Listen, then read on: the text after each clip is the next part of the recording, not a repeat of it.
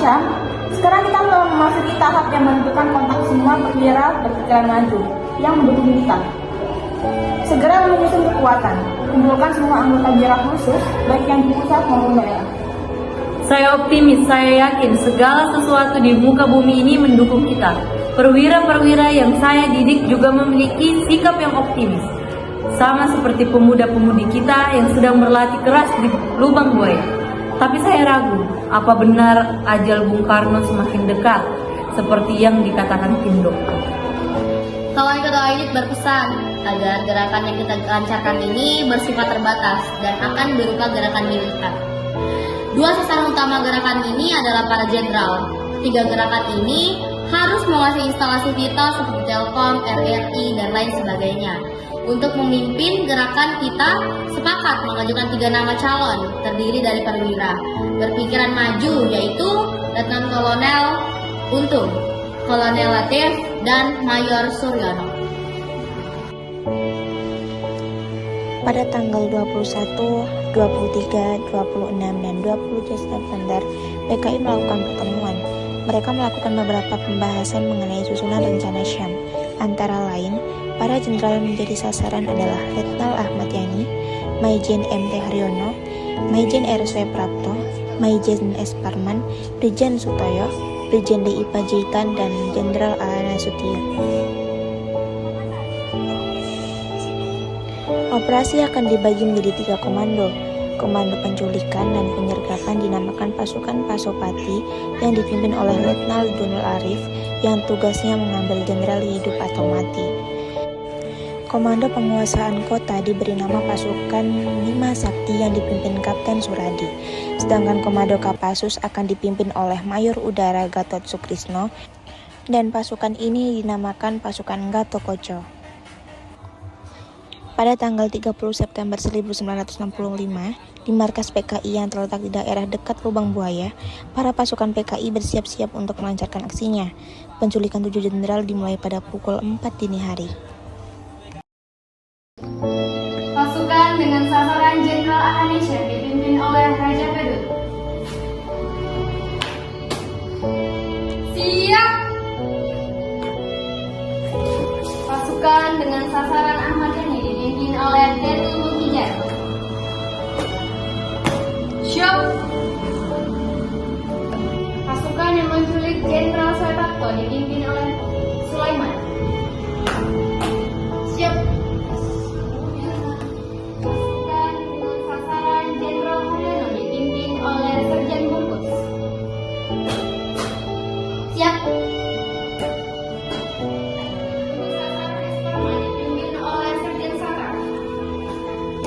Siap. Pasukan yang menculik Brigjen Soya dipimpin oleh Surono. Siap.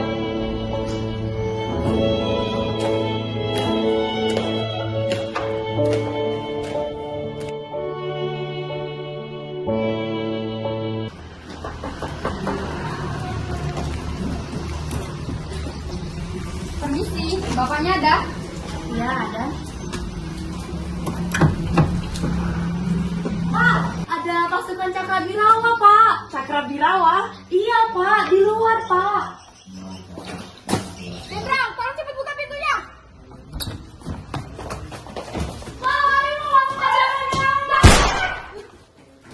Ayah, ada yang kena tembakan. Jangan bergerak. Jangan melawan.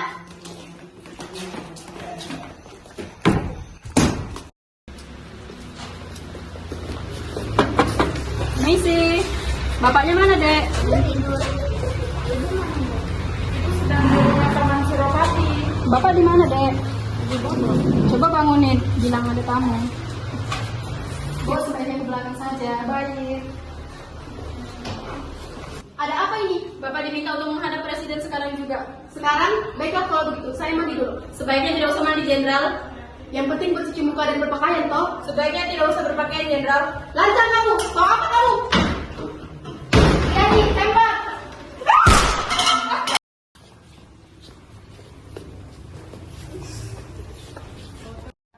Permisi. Ada apa? Kalian semakin genting, Jenderal. Presiden menyuruh Anda menghadap sekarang juga. Siap. Kok ikut masuk? Emang udah surat perintah? Kok aneh mas, NRP mereka cuma 4 angka? Begitu memang NRP Cakra. Begitu. Coba telepon Pak Yani, Bu. Loh, kok HP saya dibanting? Ternyata saya kena fitnah dong. Jangan main bicara jenderal, ikuti kami.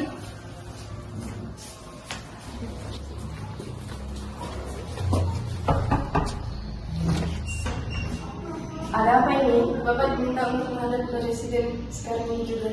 Malam-malam begini mendadak sekali. Maaf Jenderal, tidak ada penjelasan. Waktu terbatas Jenderal. Apa arti semua ini? Kami hanya menjalankan tugas. Perintah siapa? Atasan kami. Siapa dia? Silahkan jalan Jenderal, tidak usah banyak bicara. Apa sebaiknya saya berpakaian? Tidak usah, bawa dia.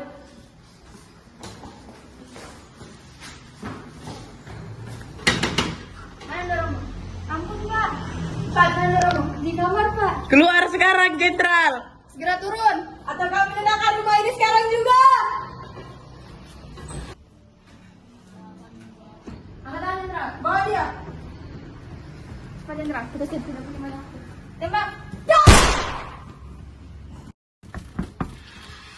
Pak, Bapak diminta untuk menghadap presiden sekarang juga. Dipanggil presiden. Begitu perintah yang kami terima, Pak. Malam-malam begini, jam berapa ini? Sudah hampir pagi, Pak. Hampir pagi, tidak salah dengar kabar. Kami kira tidak, Pak. Keadaan sedang gawat, presiden menunggu di istana. Baiklah, tunggu saya berpakaian sebentar. Tidak usah berpakaian jenderal, bawa dia sekarang.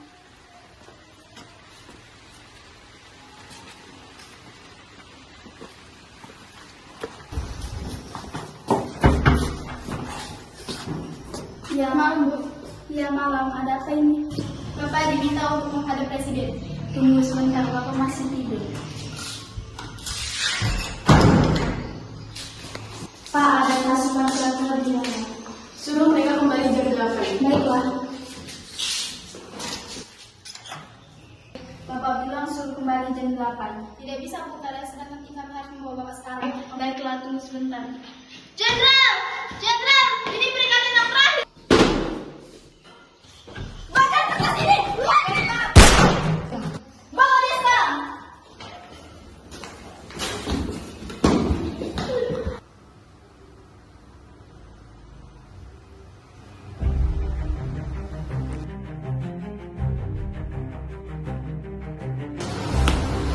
Kapal Komandan, misi selesai. 7 jenderal tertangkap, 3 mati dan 4 hidup. Laporan diterima. Laksanakan. Ketujuh jenderal dibawa ke lubang buaya. 4 orang dalam keadaan hidup dan 3 orang dalam keadaan mati. Mereka yang hidup disuruh menandatangani sebuah pernyataan tentang Dewan Jenderal.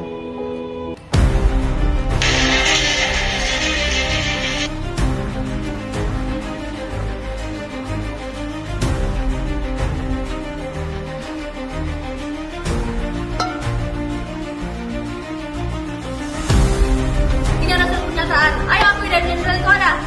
Darah itu merah jenderal seperti amarah. Sekian mana? Jawab. Penderitaan itu pedih, jenderal. Pedih. Coba rasakan sekarang ini. Masih mau tutup mulut? Belum mau bicara?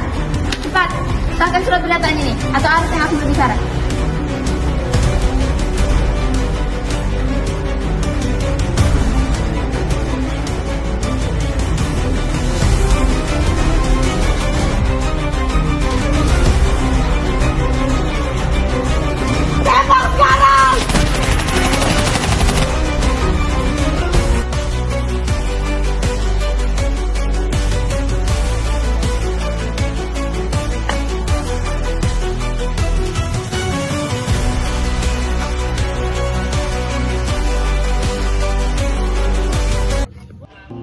Para jenderal yang masih hidup disela habis-habisan sambil ditanya di mana Nasution dan dipaksa membuat surat pernyataan. Tetapi para jenderal tersebut tetap tutup mulut dan tidak mau melaksanakan perintah-perintah mereka. Setelah disiksa hingga mati, para jenderal pun diseret dan dimasukkan dalam satu lubang dengan keadaan 12 meter dan diameter 75 cm. Kemudian dari atas mereka ditembaki. PKI menutup lubang dengan pohon pisang sebagai penyamaran. Pasca pembunuhan beberapa perwira TNI Angkatan Darat, PKI mampu menguasai dua sarana komunikasi vital, yaitu Studio RRI di Jalan Merdeka Barat dan kantor telekomunikasi di Jalan Merdeka Selatan. Melalui RRI, PKI menyiarkan pengumuman tentang gerakan 30 September yang ditujukan kepada perwira tinggi anggota Dewan Jenderal yang akan mengadakan kudeta terhadap pemerintah. Diumumkan pula terbentuknya Dewan Revolusi yang diketuai oleh Letnan Untung Sutopo.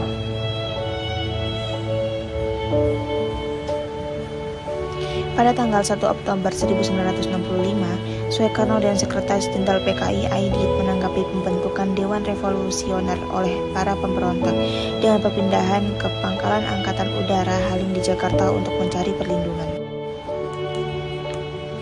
Beberapa bulan setelah peristiwa ini, seluruh anggota dan pendukung PKI, orang-orang yang diduga anggota dan simpatisan PKI, seluruh partai kelas buruh yang diketahui dan ratusan ribu pekerja serta petani Indonesia yang lain dibunuh atau dimasukkan ke kem-kem tahanan untuk disiksa dan diinterogasi. Pada akhir 1965, antara 500.000 sampai dengan 1 juta anggota dan pendukung-pendukung PKI telah menjadi korban pembunuhan dan ratusan ribu lainnya dipenjarakan di kem-kem konsentrasi tanpa adanya perlawanan sama sekali. Sesudah kejadian itu, 30 September diperingati sebagai Hari Peringatan Gerakan 30 September atau G30S PKI. Hari berikutnya, 1 Oktober ditetapkan sebagai Hari Kesaktian Pancasila.